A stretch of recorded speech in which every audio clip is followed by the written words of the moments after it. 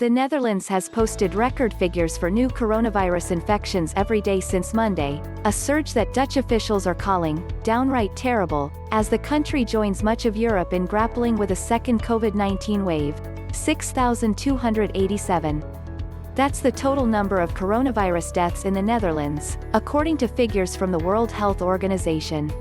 Despite the recent uptick in cases, the country's daily death count is still fairly low, reporting fewer than 10 new fatalities per day. When coronavirus first hit the Netherlands in March, the country did not impose a full-blown lockdown like France or Italy. Instead, it kept stores open and allowed residents to leave their homes freely, opting only to close face-to-face businesses like restaurants and hairdressers. This intelligent lockdown system, which mirrored Sweden's controversial strategy, was designed to build up immunity to the virus among younger and less vulnerable residents. The Netherlands ultimately saw more per capita COVID-19 infections than some of its neighbors over the spring, but the country began reopening restaurants and schools when the virus began to subside in May.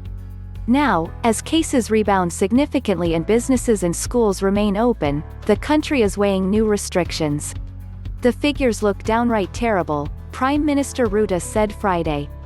In short, the situation is very worrisome and will force us to take extra measures. The Netherlands is not the only European country where coronavirus cases are rising. Spain and France are struggling with a second wave of the virus after their strict lockdowns were lifted over the summer, prompting both countries' governments to close restaurants in some areas and urge residents to stay home. Why Dutch lockdown may be a high-risk strategy. BBC, Dutch cooperation made an intelligent lockdown a success. Bloomberg, as virus cases surge in Europe, hospitalizations lag. But for how long? New York Times.